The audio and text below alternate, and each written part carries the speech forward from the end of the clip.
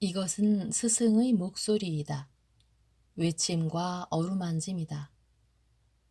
이 목소리가 회개하기를 원치 않는 사람들에게 말할 때에는 외침이 되고, 비록 불완전하더라도 하느님과 그분의 말씀을 찾아내려는 착한 뜻을, 하느님과 그분의 말씀을 찾아낸 다음에는 자기를 거룩하게 하려는 착한 뜻을 가진 사람들에게 말할 때에는 어루만짐이 된다. 이 사람들에게는 말씀이 친구의 어루만짐이 되고 예수의 축복이 된다. 228. 예수와 발레리아, 노베의 어린 레위의 기적. 529. 1946년 11월 15일. 예수께서 팔레스티나의 많은 곳에서 온 병자와 순례자들 가운데 계신다. 바다의 사고로 인하여 마비된 띠로의 뱃사람까지 있는데 그 사람은 자기의 불운을 이야기한다. 배가 좌우로 흔들리는 바람에 무거운 짐이 떨어졌는데 무거운 상품들이 그의 몸을 덮쳐서 척추를 상하게 하였다는 것이다. 그는 죽지는 않았지만 그가 그 지경으로 회복의 가망이 없게 되어서 부모가 그를 간호하기 위하여 일을 놓을 수밖에 없기 때문에 그에게는 죽은 것보다도 더 못하다는 것이다. 그는 부모와 함께 가파르나움으로 갔었고 그 다음에는 나자렛으로 갔다고 한다. 거기서 예수께서 유다에 가 계시고 마침 예루살렘에 계시다는 말을 성모님에게 들어서 알았다고 한다. 어머님은 선생님께 숙소를 제공할 수 있는 친구들의 이름을 제게 가르쳐 주셨는데 세포리스의 갈릴레아 사람이 선생님이 여기 계시다는 말을 해 주었습니다. 그래서 왔습니다. 저는 선생님이 아무도 업신여기지 않으신다는 것을, 사마리아 사람들까지도 업신여기지 않으신다는 것을 압니다. 그래서 제 청을 들어주시리라고 생각합니다.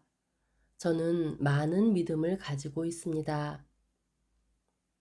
그의 아내는 말을 하지 않고 병자가 누워있는 병상 곁에 쭈그리고 앉아 있으면서 그 어떤 말보다도 더 애원하는 눈으로 예수를 쳐다보고 있다.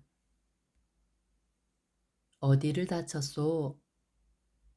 목 아래쪽입니다. 바로 거기에 충격을 받았고 제 머릿속에서는 청동을 두드리는 소리가 들렸습니다. 그런 다음 충격에 뒤이어 폭풍우가 휘몰아치는 바다에 으르렁거리는 소리가 계속 들렸고 빛들이, 가지각색의 빛들이 제 앞에서 춤추기 시작했습니다. 그런 다음 저는 여러 날 동안 아무 감각도 없었습니다. 우리들은 친티움의 바다를 항해하고 있었는데 저는 집으로 왔지만 어떻게 돌아왔는지는 모릅니다. 눈에는 빛들이 다시 보였습니다. 그런 다음 그것은 없어졌습니다. 그러나 팔이 죽어 있었고 다리도 마찬가지였습니다. 저는 40살의 끝장이 난 남자이지만 아이들이 7명이나 있습니다, 주님. 아주머니, 남편을 들어 올리고 다친 자리를 드러내 보이시오. 여인은 말없이 순종한다. 오빠인지 시아주버니인지는 알 수 없지만 그 여자와 같이 온 남자의 도움을 받으며 능란하고 어머니다운 움직임으로 한 팔은 남편의 밑으로 넣고 다른 한 손으로는 머리를 받치며 갓난아기를 돌려 누이는 것 같이 조심스럽게 무거운 몸을 자리에서 일으킨다. 아직도 붉은 흉터가 주요한 충격의 자리를 알린다. 예수께서 몸을 굽히신다.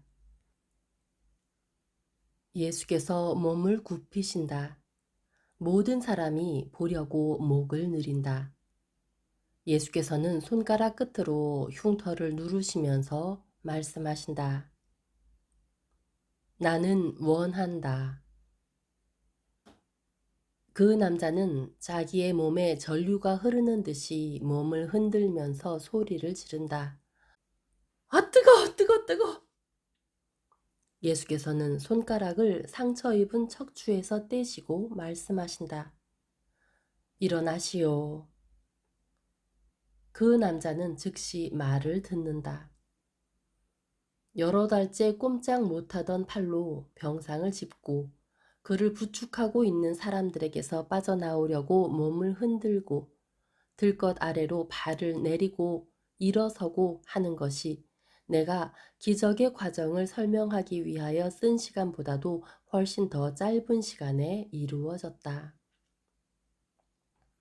여자가 비명을 지르고 친척이 소리를 지르고 병이 나은 사람은 기쁨으로 인하여 말을도 못하는 채 팔을 하늘로 올린다. 깜짝 놀란 기쁨의 순간이 지난 다음 그 사람은 빙 돌아 가장 날쌘 사람과 같이 민첩하게 예수 앞에 와 선다. 그때에야 그는 목소리를 다시 찾아 외친다. 선생님과 선생님을 보내신 분은 찬미 받으십시오. 저는 이스라엘의 하느님을 믿고 하느님의 메시아이신 선생님을 믿습니다. 그러면서 그 사람은 땅에 엎드려 예수의 발에 입맞춤한다. 그동안 사람들은 환성을 올린다. 그리고 대부분 어린이와 여자와 늙은이들에 대한 기적이다. 그런 다음 예수께서 말씀하신다.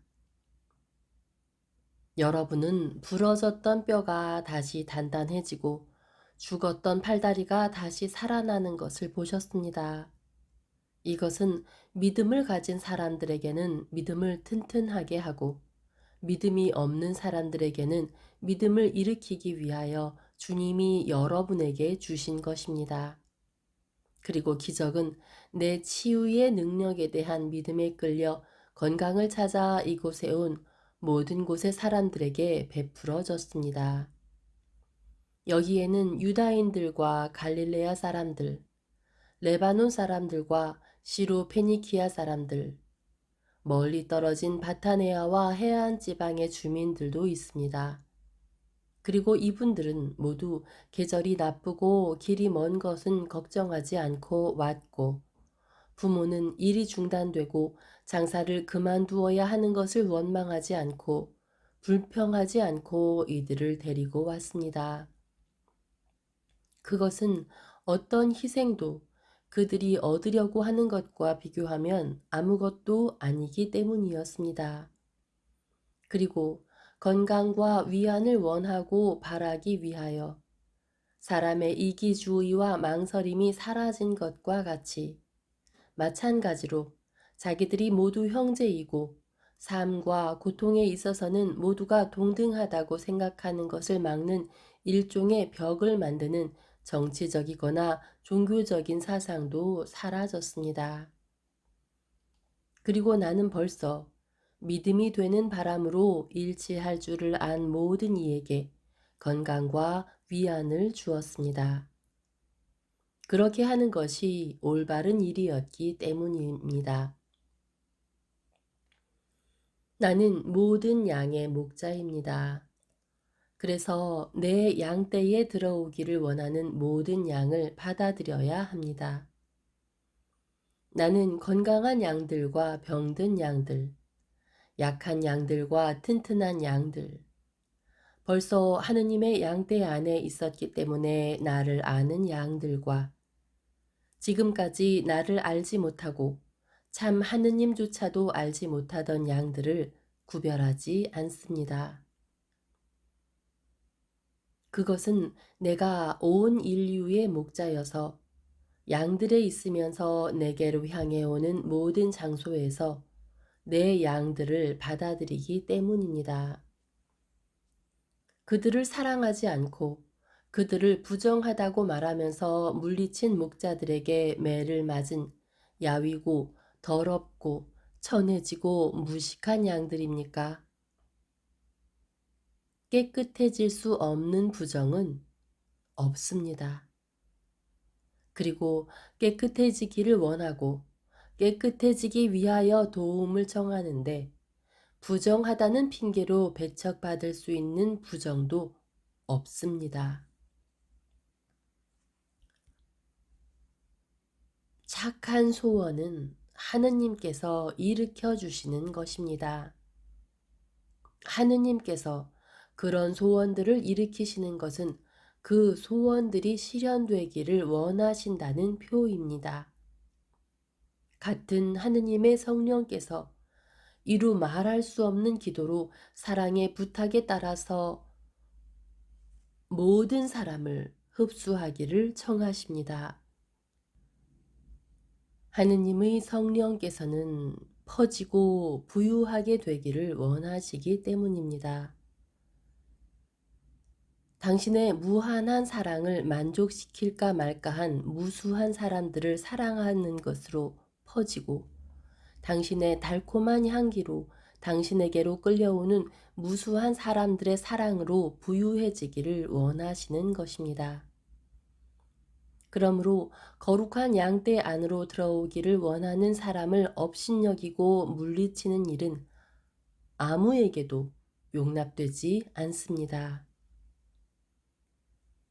이 말은 여러분 중에서 이스라엘의 대부분의 사람의 사상, 즉 하느님께 사랑을 받지 못하는 차별과 판단의 사상을 마음속에 품고 있을지도 모르는 사람들을 위해서 하는 말입니다.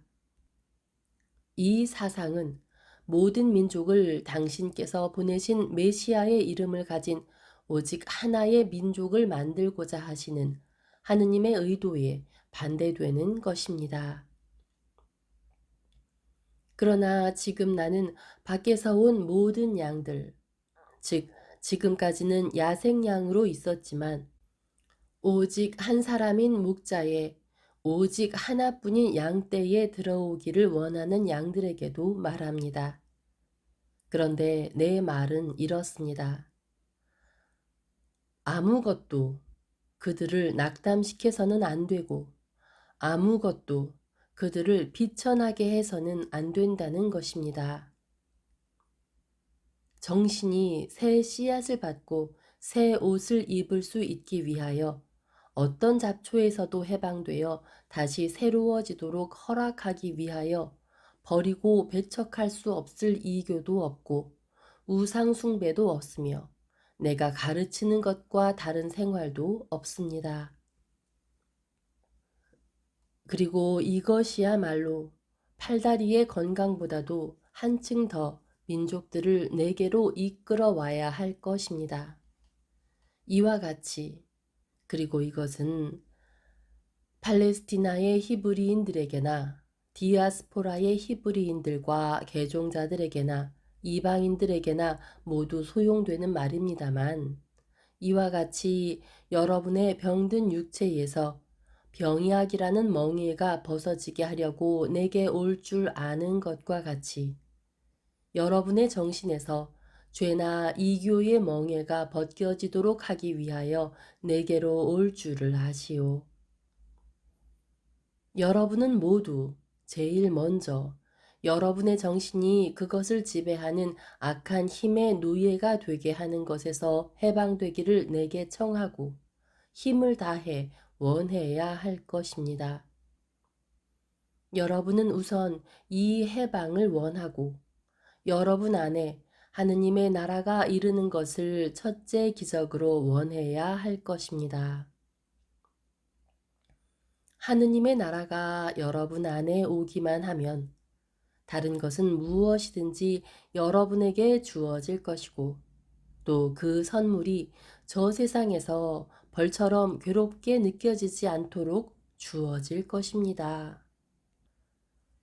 팔다리는 오늘 고쳐진다 하더라도 가까운 장래에 육체의 죽음으로 죽을 터인데도 여러분은 그 팔다리의 건강을 얻기 위하여 일기불순과 피로와 돈을 생각하지 않았습니다. 여러분은 같은 마음으로 정신의 건강과 영원한 생명과 하느님의 나라를 차지하는 것을 얻기 위하여 모든 것을 무릅쓸 줄 알아야 할 것입니다. 부모나 동향인이나 권력의 업신여김이나 위협은 여러분 모두가 진리와 생명으로 올 줄 알면 여러분이 어떤 곳에서 오든지 받게 될 것과 비교하면 무엇입니까?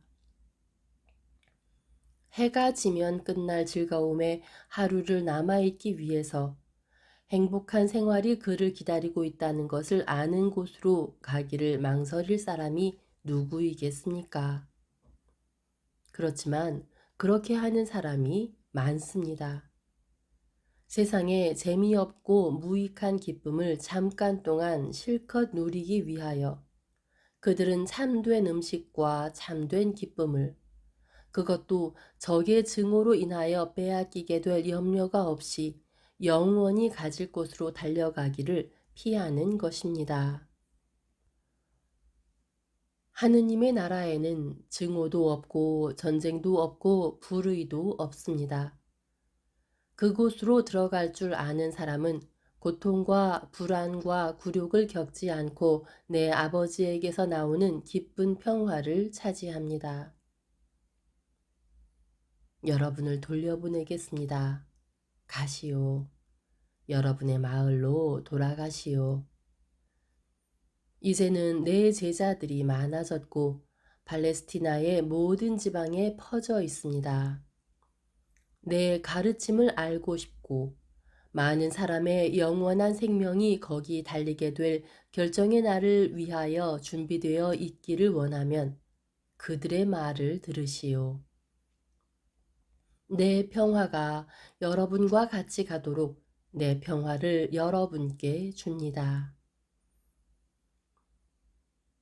그리고 예수께서는 군중에게 강복하신 다음 집 안으로 들어가신다. 사도들은 아직 얼마 동안 밖에 그대로 있다가 중천에 떠 있는 해가 오정이 되었음을 알리기 때문에 식사를 하려고 들어온다. 그들은 치즈와 삶아서 기름으로 조미한 풀상치로 된 음식을 먹기 위하여 소박한 식탁에 앉는다. 그리고 음식의 강복이 있은 다음 아침나절에 일어난 일들을 서로 이야기한다. 그들은 선생님이 이제는 지금과 같이 피로한 상태에서 계속 말씀하시는 피로를 더시게 될 만큼 복음을 전하는 제자들의 수가 많아진 것을 기뻐한다. 과연 예수께서는 요즘 한층 더 야위셨다. 원래는 짙고 흰 상아색이고 뺨 위쪽 갈색 살갗 밑에 약간 분홍빛을 띠기만 하던 살빛이 이제는 완전히 창백해져서 신선함을 잃은 목련 꽃잎과 비슷해졌다.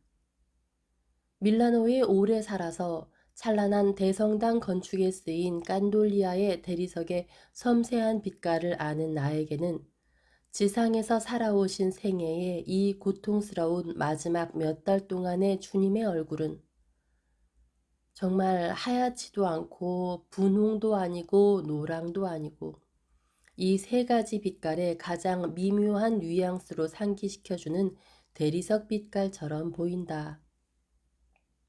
눈은 더 깊숙하고 그러니까 더 어두워 보이고 아마 피로의 그림자가 눈꺼풀과 눈구멍을 가리는지도 모르겠다. 잠을 별로 자지 못하고 많이 울고 괴로워하는 사람의 눈이다. 그리고 손은 야위고 창백해져서 더 길어 보인다. 벌써 두드러진 힘줄과 정맥이 보이고 너무 야위어서 오목한 데가 생기고 그 밑으로는 아래에 있는 뼈가 드러나 보이는 내 주님의 부드러운 손. 그것을 꿰뚫을 못을 받을 준비를 벌써 갖추고 있고 내 주님의 고행자로서의 손에는 지방이 가려져 있지 않기 때문에 사형 집행인들이 못을 박을 자리를 찾기가 쉬울 학대받는 거룩한 손이다. 지금은 그 손이 지쳐서 그런 것처럼 식탁에 우중충한 나무 위에 힘없이 놓여 있는데 예수께서는 당신의 사도들에게 애써 미소를 보이시며 머리를 흔드신다. 사도들은 예수의 팔다리와 목소리가 극도로 피로하였음을 알아차리고 특히 서로 다른 그 많은 마음을 일치시켜야 하고 고치기 어려운 제자의 불명예를 숨겨두어야 하는 노력으로 인하여 너무 고민하고 너무 지친 선생님의 마음이 극도로 피로하였음을 알아차린다. 베드로가 선언한다. 선생님은 성전 봉헌 명절까지는 절대적으로 쉬셔야 합니다. 찾아오는 사람들에 대해서는 저희가 신경을 쓰겠습니다. 선생님은 가십시오.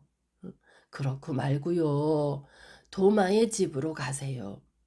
선생님은 아주 가까이 계시고 평안히 계실 겁니다. 도마가 베드로의 제안을 지지한다.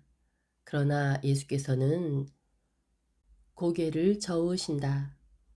아니다. 예수께서는 그리로 가기를 원치 않으신다. 그러면 요 며칠 동안은 말씀을 하지 마십시오. 저희들이 그렇게 할 수 있습니다. 고상한 말들은 아니겠지만 저희들은 그저 저희가 아는 거나 말할 겁니다. 그래도 선생님은 병자들만 돌보십시오. 그건 우리도 할 수 있어. 하고 가리옷의 유다가 말한다. 나는 그런 거 포기하네. 하고 베드로가 말한다. 그렇지만 자네도 벌써 그 일은 했잖아. 했지. 선생님이 우리와 함께 계시지 않고 우리가 선생님을 대표하고 선생님을 사랑하게 해야 할 때는 말이야. 하지만 지금은 선생님이 여기 계시니까 기적을 행하는 건 선생님이시지. 선생님만이 기적을 행할 자격을 가지고 계신단 말이야. 기적을 우리가? 아니, 그보다도 우리의 쇄신의 기적을 우리는 받을 필요가 있네. 우리 힘으로는 절대로 좋은 일을 아무것도 하지 못하리라는 걸 나는 알고 있으니까 말이야. 우리는 하찮은 인간이고 죄인이고 무식쟁이란 말이야. 어휴, 제발 자네 얘기나 하게. 나는 조금도 내가 하찮은 인간이라고 느끼질 않는데. 하고 가리옷의 유다가 대꾸한다. 선생님은 지치셨네. 선생님의 피로는 육체적이기보다는 정신적인 피로야. 우리가 선생님을 사랑하는 게 맞다면 말다툼은 그만두세. 이것이 선생님을 가장 지치시게 하는 거야. 하고 열성당원이 엄하게 말한다. 예수께서 눈을 들어 항상 매우 현명한 나이 든 사도를 바라보신다. 그리고 식탁 위로 그에게 손을 내밀어 쓰다듬으신다. 열성당원은 그의 갈색 손으로 이 흰 손을 잡고 입맞춤한다. 자네 말이 옳으네. 하지만 선생님이 절대로 쉬셔야 한다고 내가 말하는 것도 옳은 말이야. 선생님은 병자 같으시잖아. 하고 베드로가 역설한다. 모두가 찬성한다. 늙은 요한과 엘리사까지도. 엘리사는 말한다. 나는 오래전부터 그 말을 했어요. 그 때문에 나는 문 두드리는 소리가 들린다. 문에서 제일 가까운 데 있는 안드레아가 문을 열고 나가서 문을 다시 닫는다.